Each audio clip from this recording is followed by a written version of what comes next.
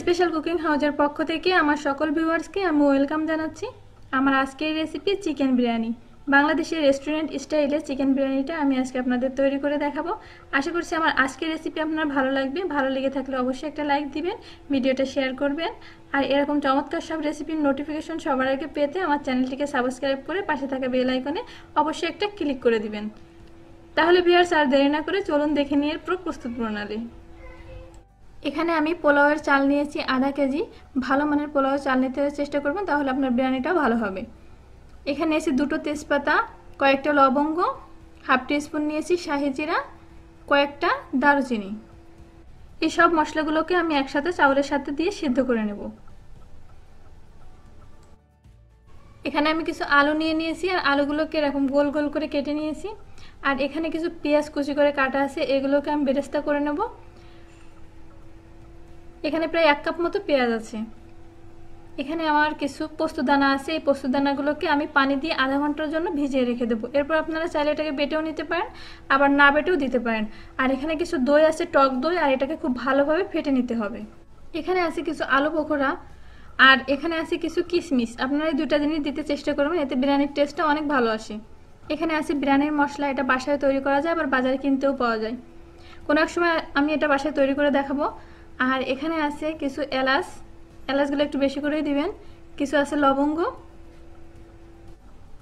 এখানে আছে লবণ স্বাদ মতো, ধনিয়া গুঁড়া, আর আছে লেবু। এখান থেকে 1 টেবিল স্পুন পরিমাণ লেবুর রস দেবো। আর এখানে আছে জিরা গুঁড়া, আর এখানে আছে লাল মরিচের গুঁড়া। এখানে 1 কাপ আছে গরুর দুধ, এটা জাল দিয়ে ঠান্ডা করে রাখা।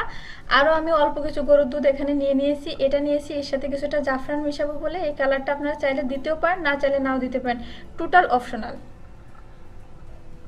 এখানে আছে 1 টেবিল চামচ পরিমাণ আদা, 1 টেবিল চামচ পরিমাণ রসুন একসাথে বাটা। এখানে আমি মাংসগুলোকে এইভাবে পিস পিস করে কেটে নিয়েছি। আর এর সাথে এখন আমি দিয়ে দিচ্ছি সেই আদা রসুন বাটা, সাথে দিয়ে দিচ্ছি সেই টক দই। এর সাথে আমি বাদবাকি যে মশলাগুলো ছিল সবগুলো আমি একসাথে দিয়ে দেব, দিয়ে এটাকে খুব ভালো করে মাখিয়ে নেব। একে একে আমি এখানে স্বাদ মতো লবণ, ধনিয়া গুঁড়া, লাল মরিচের গুঁড়া, জিরা গুঁড়া সব দিয়ে দিচ্ছি।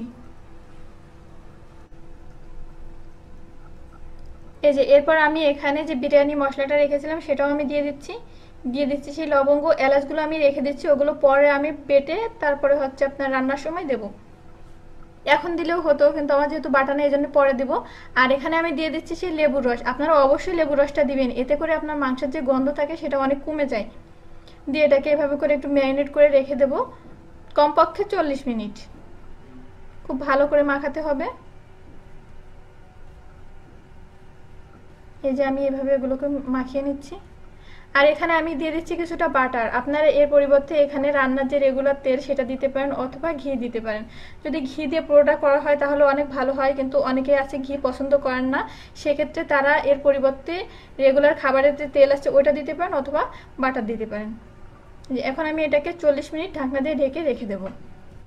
এখন আমি পেঁয়াজের বেরেস্তা করে নেব, যার জন্য আমি কড়াইতে তেল বসিয়ে দিয়েছি। আপনারা অবশ্যই তেলটা একটু বেশি করে দিবেন, তাহলে এই বেরেস্তাটা ভালো হয়, অনেক মুচমুচে হয়। তেল কম দিলে কিন্তু ওটা ভালো হয় না। আর এটাকে এভাবে নেড়ে নেড়ে ভেজে নিতে হবে। আর আপনারা সবসময় খেয়াল রাখবেন যে যখন ভাজা হয়ে যাবে তার কিছুক্ষণ আগে আপনি চুলাটা অফ করে দিবেন, কারণ তেলটা গরম থাকে, তা না হলে কিন্তু পেঁয়াজের বেরেস্তাগুলো পুড়ে যাবে। এই যে আমি এটাকে চুলাটা অফ করে দিয়েছি, এবার আমি এগুলোকে উঠাই নিচ্ছি। এই যে এভাবে আমি সবগুলো বেরেস্তা উঠাই নিচ্ছি। এরপর যে তেলটা রয়েছে ওই তেলের মধ্যে আমি আলুগুলোকে কিছুটা ফুড কালার মিশিয়ে এর মধ্যে দিয়ে ভেজে নিচ্ছি। যে তেলে আমি পেঁয়াজগুলো ভেজে নিয়েছি সেই তেলের মধ্যে আমি আলুগুলোকে খুব ভালো করে ভাজা ভাজা করে উঠাই নেব। আলুগুলো ভাজতে ভাজতে দেখবেন অনেক সুন্দর একটা কালার চলে আসছে, ঠিক সেই সময় আপনি এগুলোকে উঠাই নেবেন। আর এতে করে কিন্তু আপনার আলুটাও কিন্তু অনেকটা সেদ্ধ হয়ে যাবে। এই যে আমি এভাবে সবগুলো আলু উঠাই নিচ্ছি।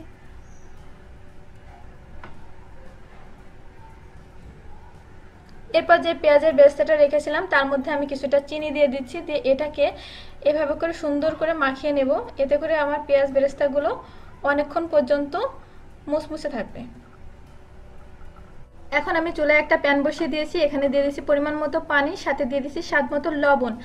আর এখন যে ভাতের সাথে মশলাগুলো দেওয়ার কথা ছিল সেগুলো আমি সব এখানে দিয়ে দিচ্ছি। চাউলটাকে আমি 15 মিনিট আগে খুব ভালো করে ধুয়ে ভিজিয়ে রেখেছিলাম, এখন আমি সেগুলোকে এর মধ্যে দিয়ে দিচ্ছি। যেহেতু পোলাওয়ের চাউল, এটা 15 মিনিট বা 10 মিনিট মতো ধুয়ে ভিজিয়ে রাখলেই হবে। যদি বাসমতি চাউল দিয়ে রান্না করেন তাহলে সেক্ষেত্রে আপনারা কমপক্ষে 1 ঘন্টা ভিজিয়ে রাখবেন। এই যে এখন এটাকে আমি ঢাকনা দিয়ে ঢেকে রেখে দেব। আর এটাকে আমি ঘড়ি ধরে ফুটন্ত পানিতে মাত্র 6 মিনিট রান্না করব। আর যদি বাসমতি চাউল হয় সেক্ষেত্রে আপনারা 8 থেকে 9 মিনিট মতো রান্না করতে পারেন।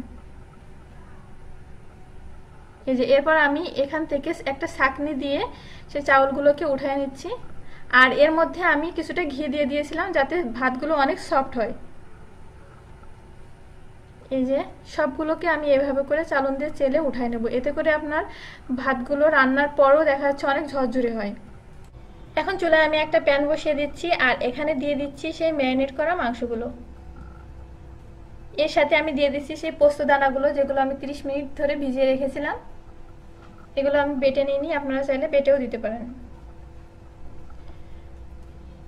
এর সাথে আমি এখন দিয়ে দেব যে রেগুলার খাবার তেল আছে সেখান থেকে কিছুটা, আর আপনারা চাইলে এর পরিবর্তে ঘি দিয়েও করতে পারেন। দিয়ে এটাকে আমি ঢাকনা দিয়ে ঢেকে রেখে দিচ্ছি। এখন আমি দিয়ে দিচ্ছি সেই এলাচগুলো, এগুলোকে আমি একটু থেতলো করে নিয়েছি, নিয়ে এর মধ্যে দিয়ে দিচ্ছি।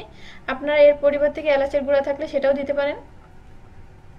দিয়ে এটাকে খুব ভালো করে একটু মিশিয়ে নেড়ে ঢাকনা দিয়ে ঢেকে ঢেকে সিদ্ধ করতে হবে। আর এরপরে যখন ঝোলটা কিছুটা কমে আসবে তখন আমি দিয়ে দিচ্ছি 1/2 কাপ পরিমাণ গরুর দুধ। এটা অবশ্যই দিবেন কারণ এখানে কোনো পানি দেওয়া যাবে না, এটা দুধ দিয়ে সিদ্ধ করতে হবে। আর এখানে দিয়ে দিচ্ছি স্বাদ মতো লবণ। লবণটা অবশ্যই টেস্ট অনুযায়ী দিবেন।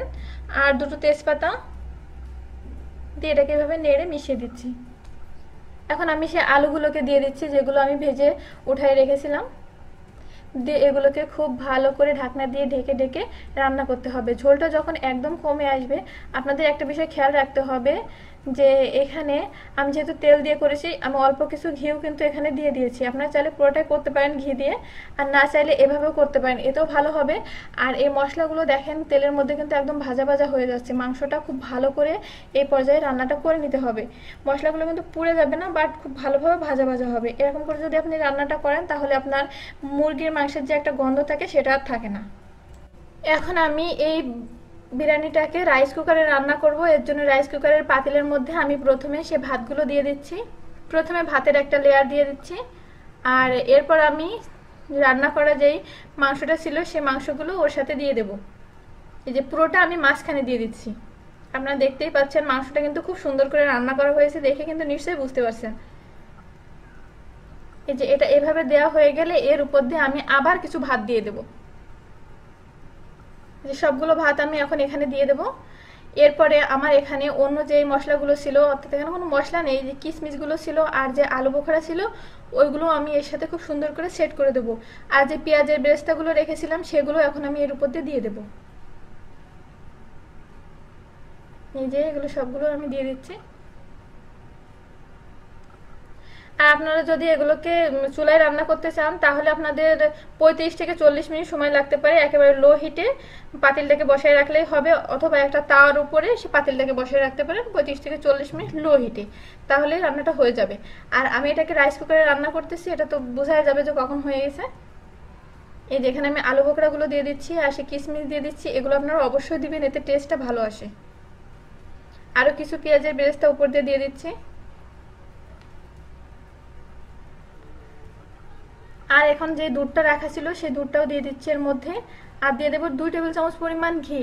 অবশ্যই লাস্টের এই পর্যায়ে ঘিটা দিবেন, এতে অনেক সেন্ট আসে। আর দিয়ে দিচ্ছি কিছু কাঁচা ঝাল।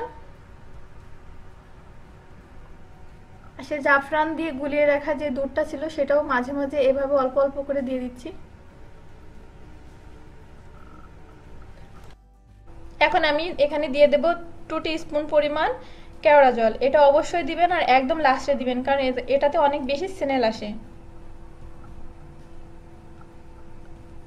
এটা দেওয়া হয়ে গেলে ঢাকনা দিয়ে ঢেকে দিচ্ছি এবং এটাকে আমি রাইস কুকারে রান্না করার জন্য বসিয়ে দিচ্ছি।